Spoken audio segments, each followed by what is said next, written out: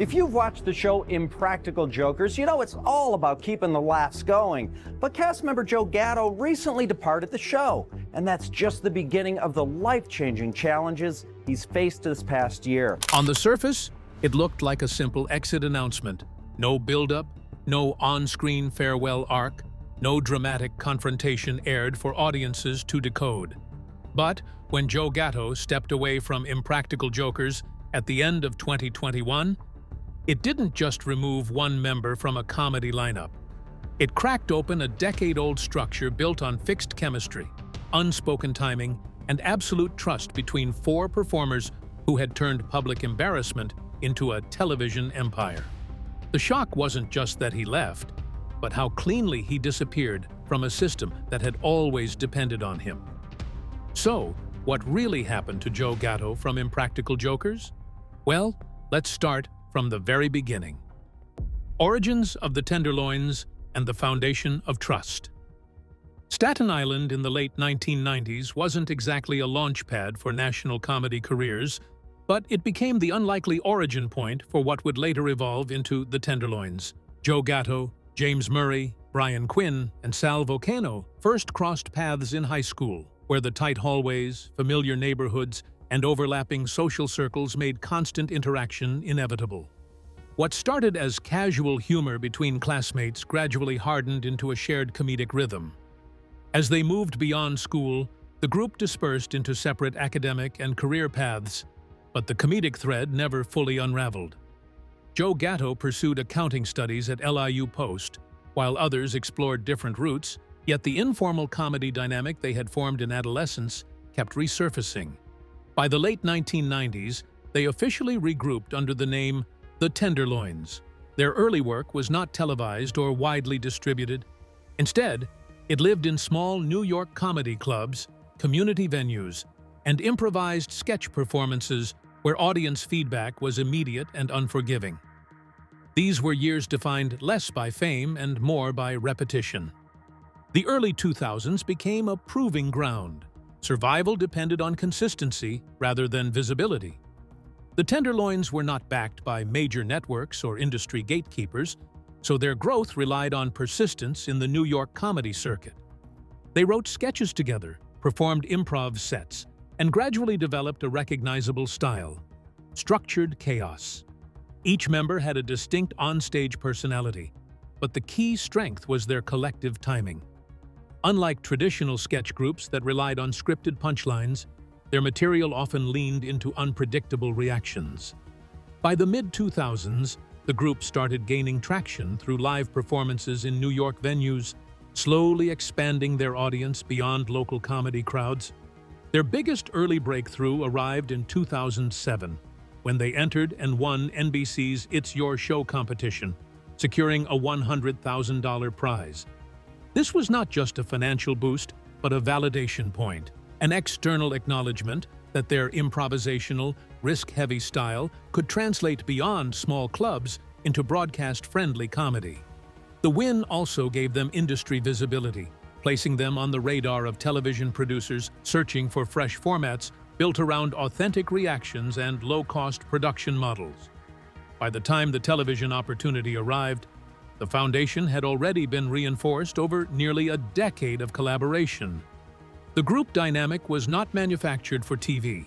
It had been stress-tested in real venues, under real audience conditions, where failure was immediate and unfiltered. Impractical Jokers, a hit built on risk and real reactions. In 2011, a new kind of comedy quietly slipped onto True TV, built not on scripted punchlines or polished studio sets, but on real streets, real strangers, and real embarrassment unfolding in real time. Impractical Jokers arrived as a hidden camera experiment. Joe Gatto, James Murray, Brian Quinn, and Sal Vulcano turned social discomfort into structured entertainment. The premise was deceptively simple. Each member fed instructions to the others in public settings, forcing them into awkward interactions with unsuspecting strangers, and failure meant punishment challenges designed to escalate humiliation. What separated the show from earlier prank formats was its reliance on genuine, uncontrolled environments. Filming often took place in everyday public locations, such as supermarkets, parks, restaurants, and city streets, primarily in and around New York, where the group's familiarity with the environment allowed production to blend into real-life movement. This required extensive legal groundwork behind the scenes. Every interaction had to comply with filming permissions, consent releases, and location approvals, meaning that while the reactions on screen looked spontaneous, the production infrastructure was tightly controlled. The balance between unpredictability and legal compliance became one of the show's defining operational challenges, ensuring that no prank could compromise broadcast standards or public safety. As the series gained momentum after its 2011 debut, its structure evolved into a consistent rhythm that viewers quickly recognized. Each episode functioned as a competitive cycle, with punishments escalating until one member lost the episode. Joe Gatto soon emerged as one of the most unpredictable forces within that system. His reactions were not just expressive, but physically immersive. He often leaned fully into discomfort, whether delivering bizarre public speeches, enduring social humiliation, or reacting explosively to instructions from the other members. This willingness to embrace embarrassment rather than resist it made him a central pillar of the show's emotional energy, as his responses often amplified the comedic payoff of each challenge. Behind the scenes, the show's success was also tied to its adaptability. Unlike traditional sitcoms locked into studio production cycles, Impractical Jokers expanded naturally into real-world formats. Live touring became a major extension of the brand, allowing audiences to see interactive versions of the challenges performed in theaters across the United States. These tours reinforced the chemistry between the cast while transforming the show from a television product into a live entertainment franchise. The expansion also included television specials, compilation episodes, and holiday-themed content, which helped maintain year-round audience engagement without relying solely on standard seasonal episodes. By the mid-2010s, Impractical Jokers had become one of True TV's most recognizable flagship programs. Its viewership growth was fueled by syndication reach, social media clip circulation, and a format that translated easily into short viral moments. The show's appeal was rooted in unpredictability. Audiences never fully knew how strangers would react or how far the cast would push each scenario before breaking character. This unpredictability gave the series longevity in an increasingly fragmented media landscape, where attention spans favored short, high-impact comedic moments over traditional narrative comedy structures. At the same time, the production maintained a consistent boundary system to avoid crossing legal or ethical lines. Unlike uncontrolled street prank content that later flooded online platforms, Impractical Jokers operated with production crews, consent protocols, and post-filming approvals. This ensured that participants featured in aired segments had agreed to appear, even if their on-camera reactions were spontaneous. It was this behind-the-scenes discipline that allowed the show to scale without encountering major legal controversies or broadcast restrictions, a notable distinction in the hidden camera genre. As the franchise expanded, so did its commercial footprint. Merchandise lines, branded events, and international broadcast distribution turned the show into a multi-platform entertainment property. What began as a small cable experiment evolved into a sustained ecosystem of content, touring, and licensing. The consistency of the original cast became a core asset, reinforcing audience familiarity and trust in the format. Each member's personality functioned like a fixed variable in a controlled experiment, allowing producers to manipulate scenarios. But the cracks appeared soon enough. Not on screen, but behind it. Behind the scenes. Impractical Jokers, as a show, required trust at a level most television productions never test, because every episode depended on one member willingly surrendering control in front of strangers, cameras, and friends. Across most of its run, the group maintained a notably clean public record compared to many long-running reality or prank-based franchises. The production environment was built to avoid instability, with long-standing working relationships replacing the usual cycle of cast changes common in similar series. The core reason for that stability was structural. The show was designed around friendship, rather than interchangeable talent.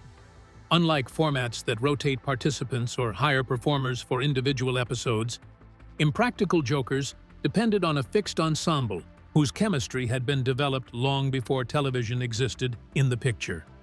That continuity mattered because the humor was not generated by scripted scenarios alone, but by predictable emotional responses within unpredictable public settings. Each cast member knew how the others would react under pressure, and that familiarity became a creative tool as much as a personal bond. Behind the scenes, production operated with a rhythm that was far less glamorous than the final edited episodes suggested.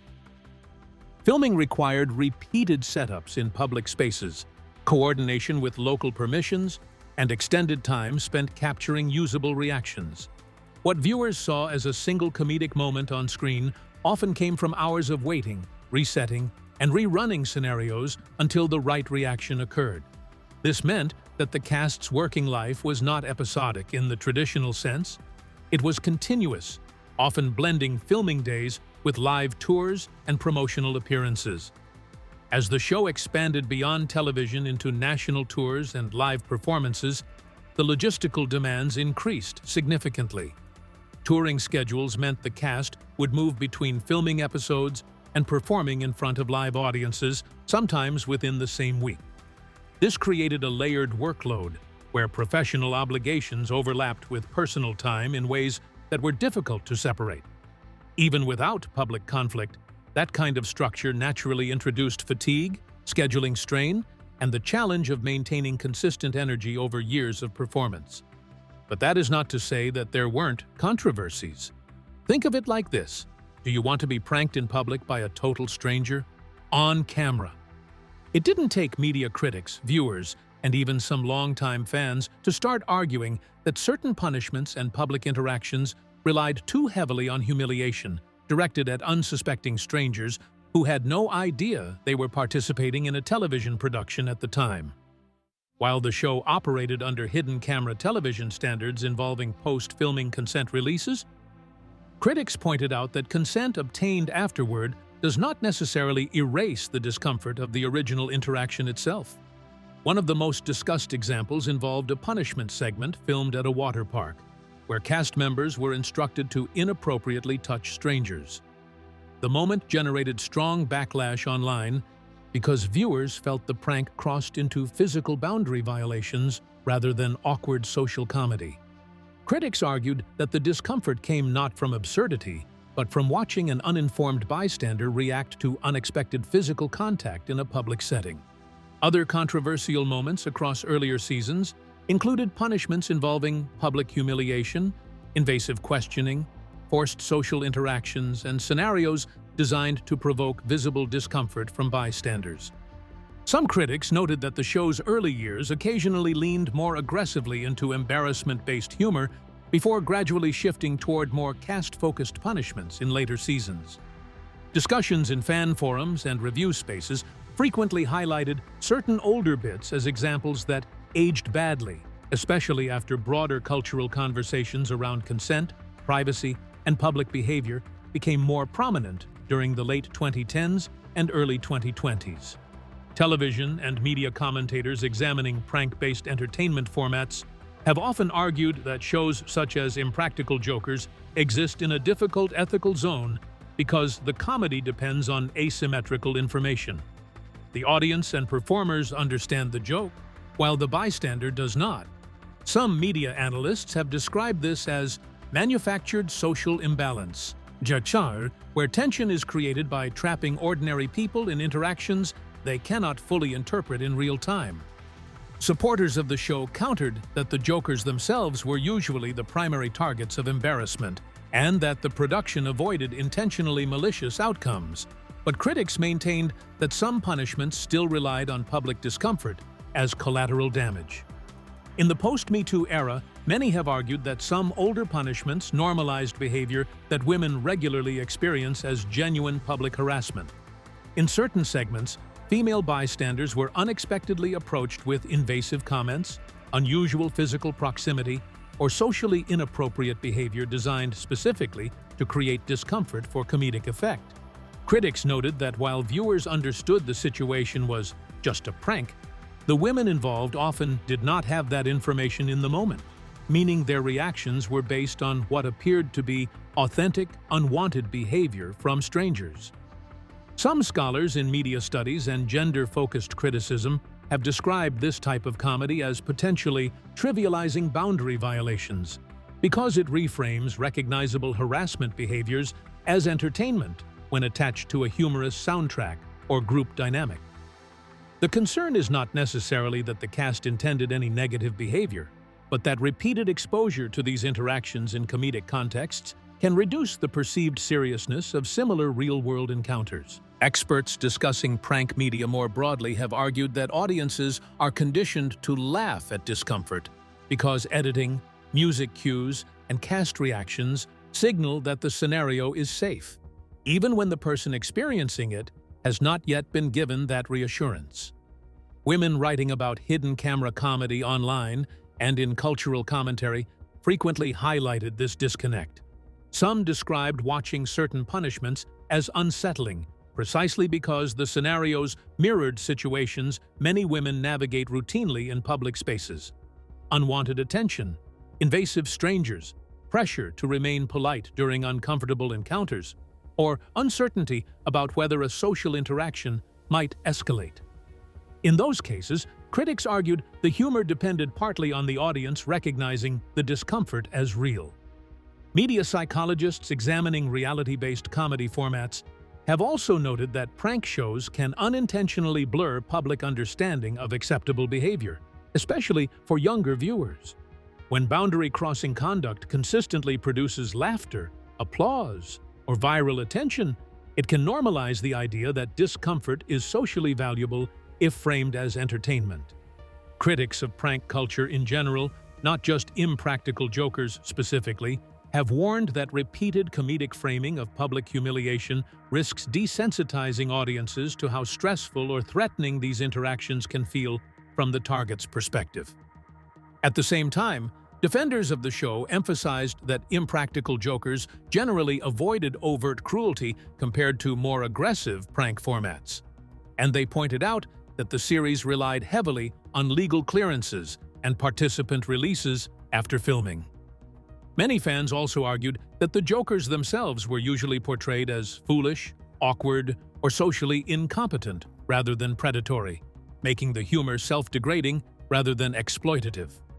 Still, the broader criticism persisted. After all, intention and perception are not always the same thing. The shocking 2021 double announcement. December 31, 2021, fractured the long-running stability of one of True TV's most recognizable comedy franchises. That day, Joe Gatto posted a public statement announcing his departure from Impractical Jokers. The timing alone gave the announcement an almost cinematic shock value. A decade-long core cast, intact since 2011, suddenly reduced to 3 in a single message released without warning to viewers. The statement itself was measured, but the implications were immediate. Gatto cited personal reasons for stepping away from the show, emphasizing changes in his private life and a need to focus on family. In the same disclosure window, it was also confirmed that he and his wife were separating. The reaction was instantaneous and global across fan communities. For a show built on long-term familiarity, where the comedic structure depended on 4 fixed personalities, the removal of one member was not a routine cast adjustment. It was a structural disruption.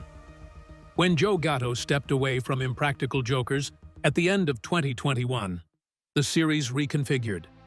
The remaining core trio, James Murray, Brian Quinn, and Sal Vulcano, carried the show forward into a new phase.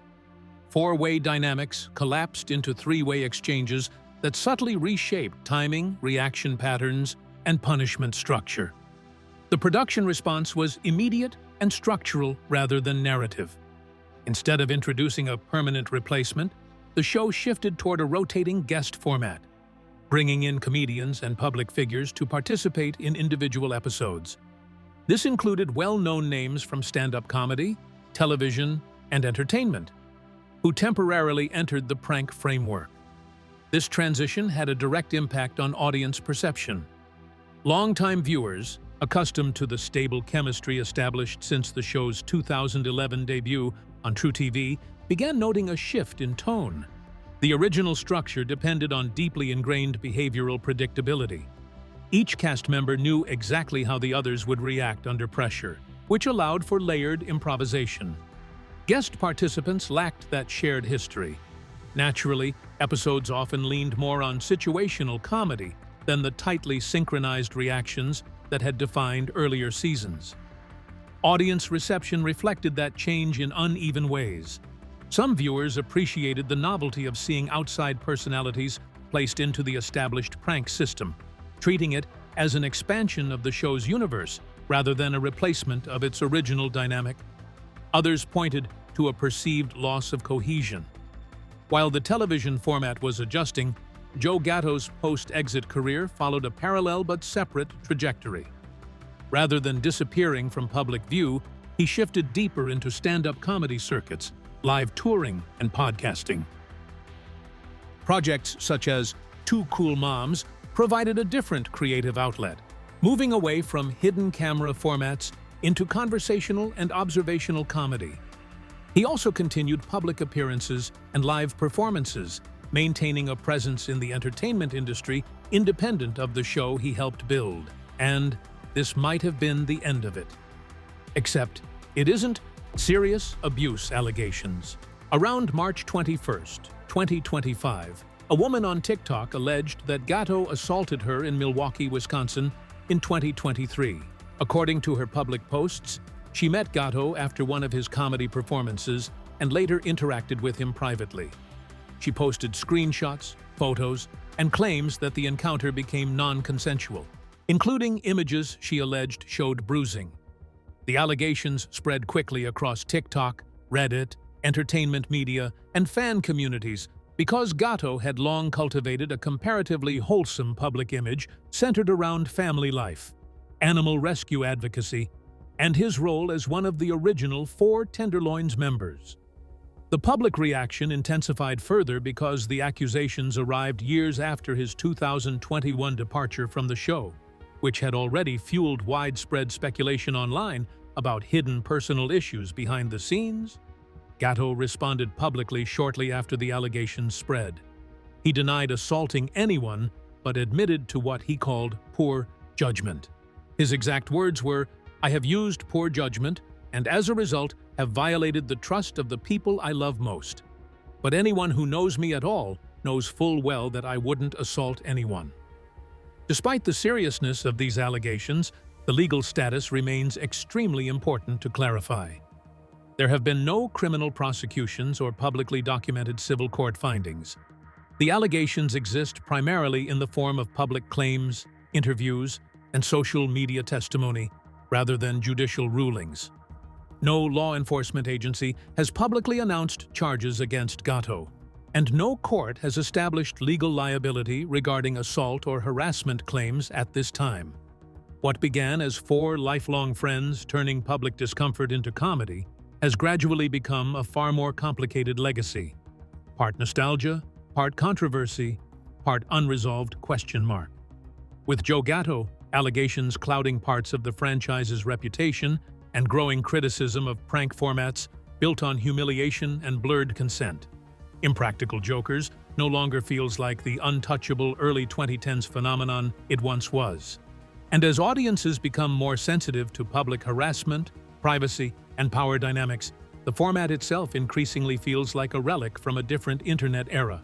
Still recognizable, still profitable, but carrying a bitterness that laughter alone no longer fully hides.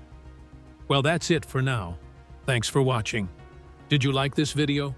If you did, please consider liking, dropping a comment, and hitting the subscribe button so that you don't miss out on our new uploads. Also, don't miss this video you see on your screen right now. It's truly unbelievable.